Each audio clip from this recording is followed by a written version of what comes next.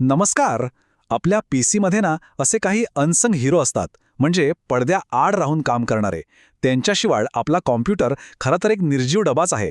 आज आपण याच हिरोंबद्दल बोलणार आहोत, हार्डवेअर ड्रायव्हर्सबद्दल. चला तर मग सुरू करूया. असं कधी झालंय का? म्हणजे खूप उत्साहात आपण एक नवीन चकचकीत प्रिंटर आणतो, कम्प्युटरला जोडतो आणि काहीच होत नाही. एकदम शांतता. प्रिंटर जणू काही अस्तित्वातच नाहीये. किती निराशा वाटते नाही का तेव्हा? मला वाटतं आपल्यापैकी बऱ्याच जणांनी हा अनुभव घेतला असेल. मग प्रश्न पडतोच की इतकं छान नवं कोरड डिव्हाइस असूनही ते काम का करत नाहीये? याचं कारण असं आहे की आपला हार्डवेअर आणि आपला कॉम्प्युटर यांच्यामध्ये एक अदृश्य दुवा कुठेतरी हरवलाय. एक असा दुवा जो या दोघांना एकमेकांशी बोलायला मदत करतो. चला तर आज या अदृश्य दुव्याचं रहस्य उलगडून पाहूया. तर हा जो अदृश्य दुवा आहे ना, त्यालाच म्हणतात डिव्हाइस ड्रायव्हर. आता थोडा तांत्रिक भाषेत बोलायचं झालं तर ड्रायव्हर म्हणजे एक छोटासा सॉफ्टवेअर प्रोग्राम. याचं काम काय तर कम्प्युटरला हे सांगणं की जोडलेल्या नवीन हार्डवेअरसोबत नेमकं कसं काम करायचं. तो त्या दोघांमध्ये एक प्रकारचा सॉफ्टवेअर इंटरफेस तयार करतो.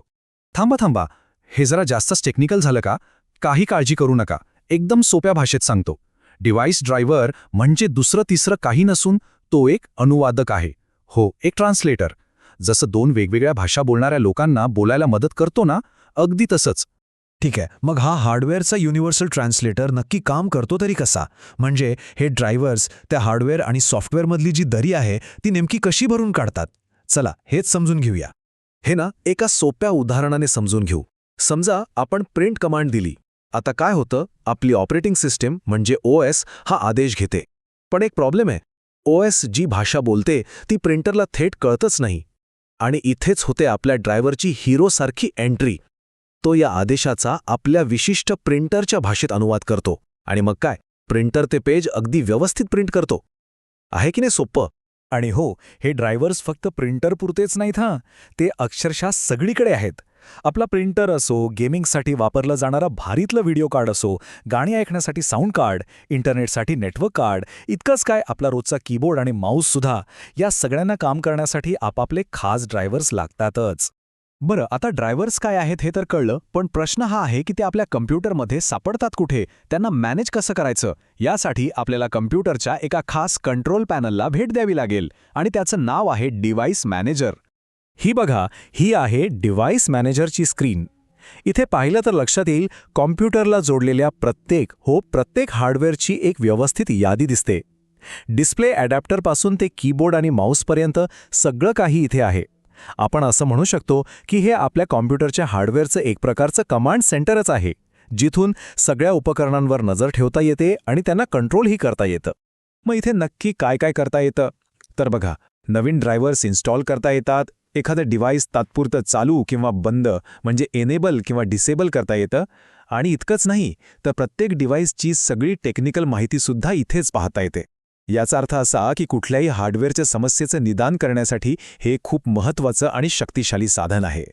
आता येऊया सगळ्यात महत्त्वाच्या भागाकडे. जेव्हा एखादं डिव्हाइस नीट काम करत नसतं ना, तेव्हा आपला कम्प्युटर आपल्याला काही संकेत देत असतो, काही इशारे देत असतो. हे धोक्याचे इशारे ओळखायचे कसे आणि त्यांचा अर्थ काय लावायचा ते आता पाहूया. डिव्हाइस मॅनेजरमध्ये ही 2 चिन्ह दिसली ना की लगेच सावध व्हायचं. पहिलं म्हणजे पिवळ्या त्रिकोणातला उद्गारवाचक चिन्ह.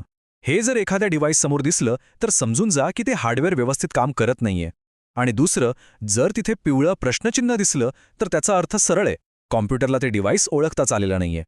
आणि एवढंच नाही हां, डिव्हाइस मॅनेजर आपल्याला विशिष्ट एरर कोड्स पण देतो. उदाहरणार्थ, कोड 22 दिसला तर त्याचा अर्थ आहे की हे डिव्हाइस डिसेबल केलं गेलंय, म्हणजे कदाचित ते चुकून बंद झालं असेल. कोड 28चा अर्थ आहे की या डिव्हाइससाठी ड्रायव्हर्स इन्स्टॉलच केलेले नाहीत. सोपं आहे, आपल्याला मग ड्रायव्हर डाउनलोड करावा लागेल. आणि समजा कोड 31 दिसला तर त्याचा अर्थ आहे की विंडोजला आवश्यक ड्रायव्हर लोड करता येत नाहीये, म्हणजे ड्रायव्हर करप्ट झाला असण्याची शक्यता आहे. हे कोड्स कळले की समस्येच्या अगदी मुळाशी जाणं खूप सोपं होऊन जातं. तर आत्तापर्यंतच्या चर्चेतून एक गोष्ट स्पष्ट झाली असेल की हे ड्रायव्हर्स म्हणजे एका अदृश्य भाषेसारखे आहेत. ते पडद्याआड राहून आपलं काम अगदी शांतपणे करतात, पण त्यांचं महत्त्व इतकं आहे की त्यांच्याशिवाय काहीच चालणार नाही. तर मग या सगळ्या चर्चेचा सार काय आहे? तो इथेच आहे. अगदी सोप्या शब्दांत सांगायचं झालं तर ड्रायव्हर्स हे हार्डवेअर डिव्हाइस आणि आपलं ऑपरेटिंग सिस्टम यांच्यामधला एक संवादक म्हणून काम करतात. एक अनुवादक. त्यांच्याशिवाय या दोघांमध्ये संवादच होऊ शकत नाही. आणि हेच त्यांचं सर्वात महत्त्वाचं काम आहे. ड्रायव्हर्स ही एक अदृश्य भाषा आहे जी आपल्या हार्डवेअरमध्ये प्राण फुंकते, त्याला जिवंत करते. मग आता एक विचार करण्यासारखा प्रश्न आहे. आपल्या आजूबाजूच्या जगात असे आणखी कोणते अदृश्य कोड किंवा अशा कोणत्या प्रणाली आहेत ज्या आपल्या हे अख्खं जग चालवत आहेत? यावर जरा विचार करून बघा.